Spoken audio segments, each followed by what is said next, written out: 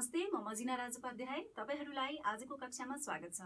आजको कक्षामा हामी कक्षा 11 फिजिक्सको क्वान्टिटी अफ हिट इनर्जीमा रहेका न्यूमेरिकल प्रब्लम्स सल्भ गर्न गइरहेका छौं। अब हामी कक्षा सुरु गरौं।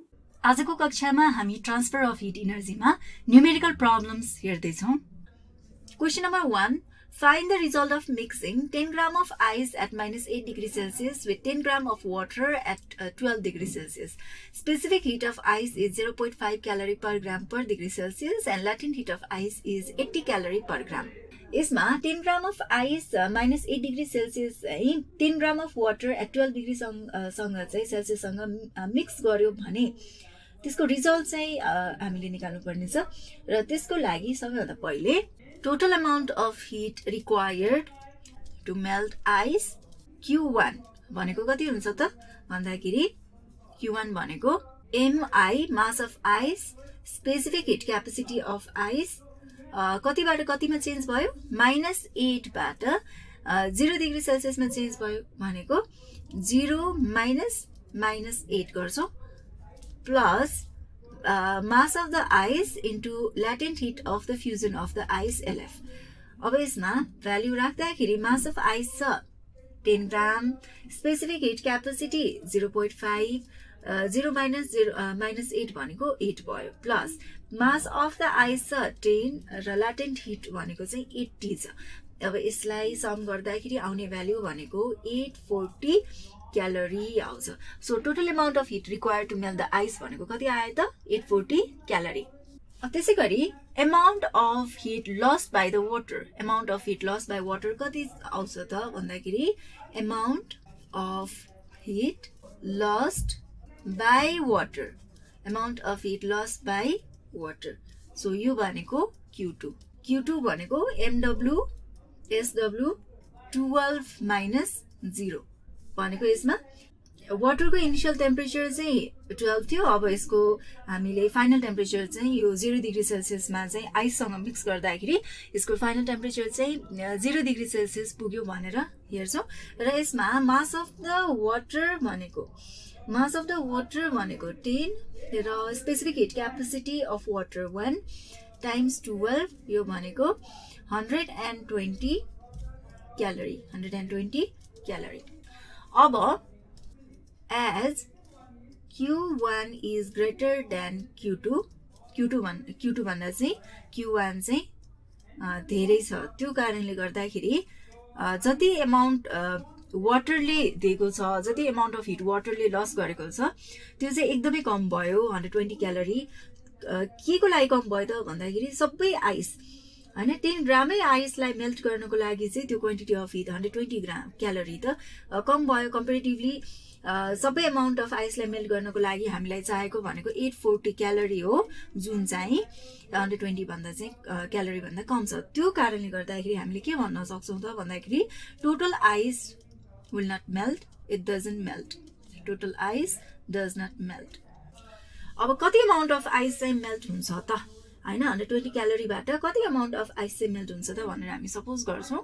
यसमा suppose m grams of ice will melt, then m mass of the ice, specific heat capacity of the ice 0 minus 8 plus suppose कि हामीले m mass of the ice melt भएको आइस भनेको चाहिँ m ग्राम भनेर suppose गरौँ। m times of latent heat of the fusion is equals to mass of the water into specific heat capacity of the water 12 minus 0।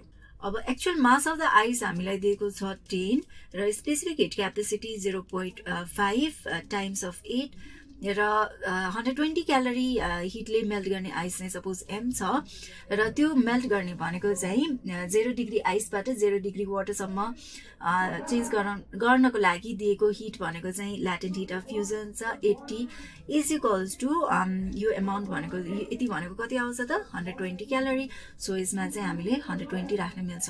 अब यसमा मास calculate गर्दाखेरि चाहिँ mass of the ice चाहिँ कति आउँछ त 1 ग्राम।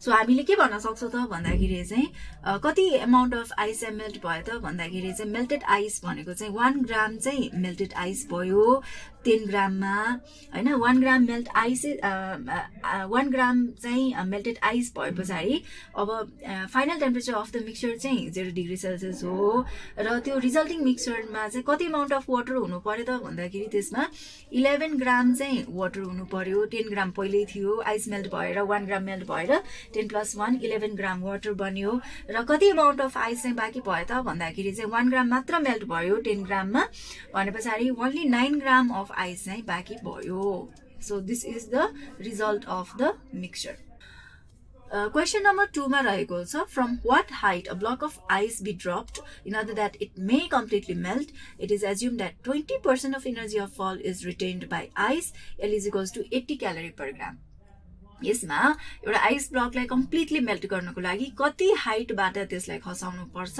र यसमा के एज्युम गरिएको छ भन्दाखेरि 20% of the energy of the fall 20% of the energy खसाउँदाखेरिको 20% अफ द एनर्जी जुन हुन्छ त्यो एनर्जी चाहिँ आइसले रिटेन गरेको छ भनेर भनेको छ र एल चाहिँ latent heat of fusion of ice चाहिँ 80 क्यालोरी पर ग्राम रहेको छ र यसमा हामीले हाइट निकाल्नु पर्दछ र यसको लागि सबैभन्दा पहिले energy retain by the ice energy retain by ice भनेको 20% अफ एनर्जी अफ फल 20% अफ एनर्जी अफ फल भनेको यो 20% अफ पोटेन्शियल एनर्जी हुन्छ 20% अफ पोटेन्शियल एनर्जीको फर्मुला भनेको के हो त mass of the ice acceleration due to gravity into the height हैन सो यो एनर्जी रिटेन बाइ द आइसलाई चाहिँ Q1 लेख्छौँ 20 डिभाइडेड बाइ 100 भनेको 0.2 times of the mass of the ice acceleration due to gravity into height अब amount of heat required to melt the ice कति छ त amount of heat required to melt the ice Q2 भनेको कति आउँछ भन्दाखेरि मास of the ice into latent heat of the fusion of the ice अब mass of the ice into latent heat of the fusion of the ice कति छ 80 calorie अब 80 क्यालोरीलाई चाहिँ हामीले जुलमा कन्भर्ट गर्दाखेरि आउने भ्यालु भनेको चाहिँ 3.36 टाइम्स 10 टु द पावर 5 अब to melt the ice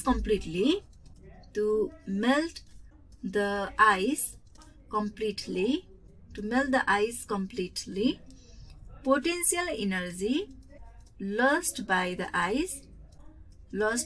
ice block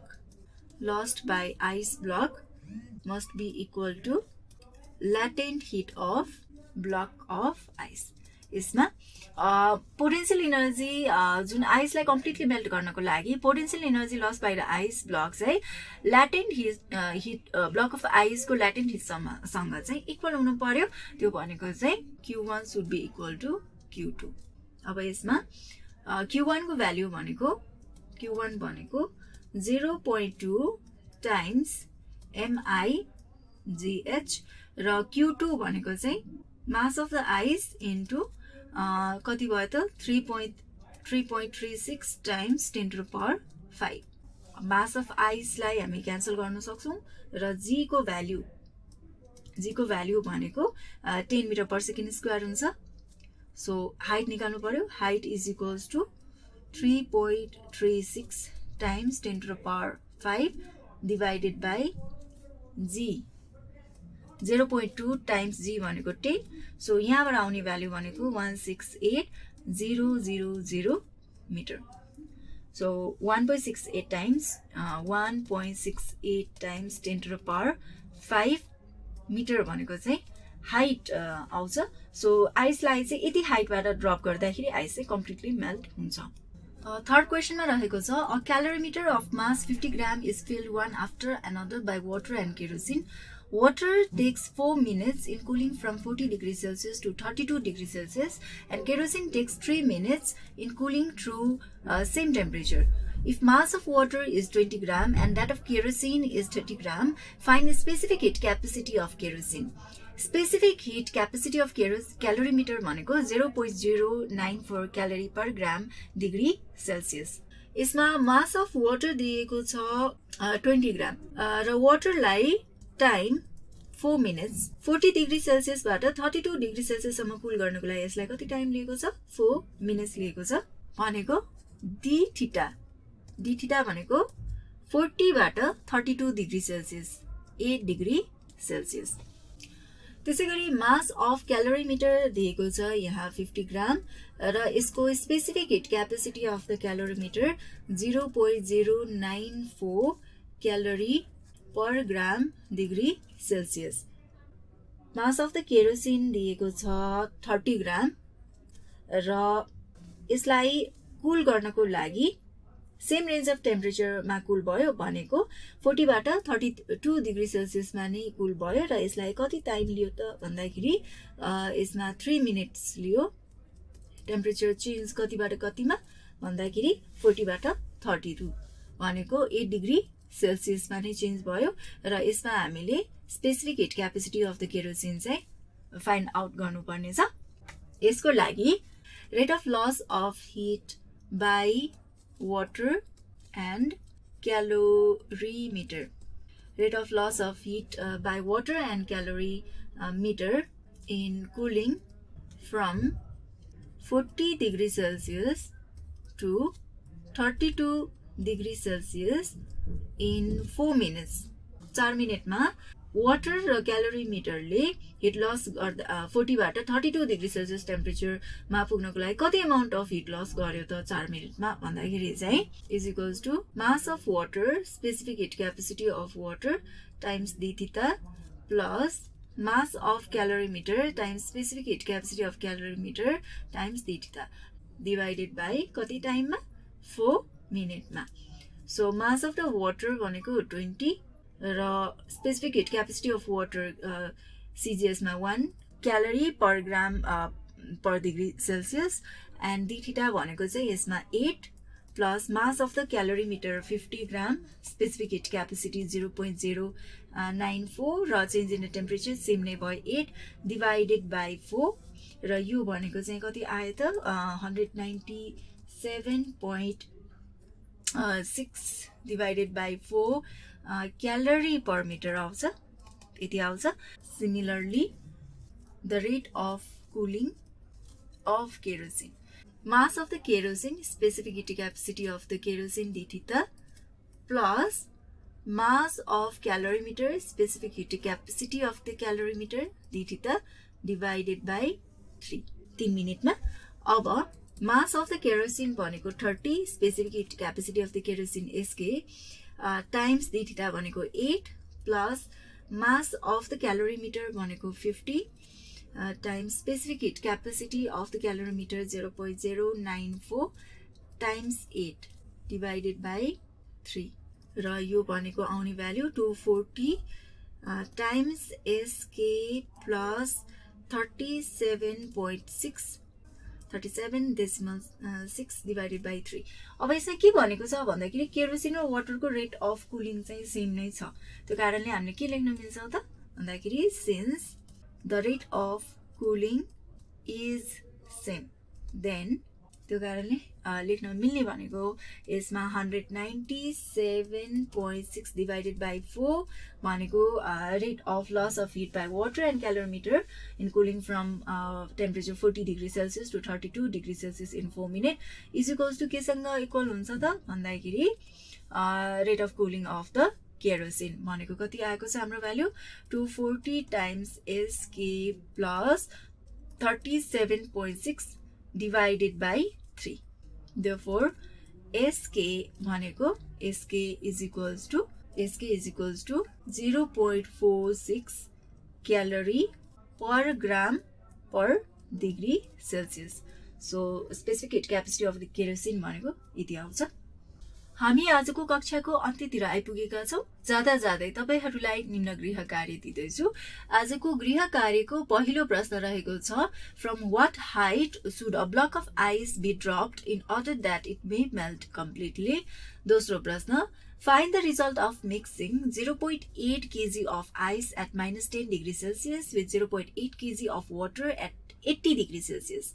Specific heat capacity of water is equals to 4200 joule per kg per degree Celsius. Specific heat capacity of ice 2100 joule per kg per degree Celsius. Specific latent heat of ice Li 3.36 times 10 to the power 5 joule per kg. र तेस्रो प्रश्न रहेको छ how much heat is required to convert 20 gram of ice at -10 degree Celsius into steam at 100 degree Celsius specific heat capacity of ice is 0.5 calorie per gram per degree Celsius. यी प्रश्नहरू गर्नुहोला। तपाईहरूलाई आजको कक्षा कस्तो लाग्यो त? तपाईहरूको केही सुझाव या गुनासो छ भए हामीलाई सम्पर्क गर्न सक्नुहुनेछ। हामीलाई सम्पर्क गर्ने ठेगाना हो learning@deerwalk.edu.np। अर्को कक्षामा फेरि अर्को पाठ लिएर उपस्थित हुने नै छौँ। त्यतिन्जेलको लागि धन्यवाद।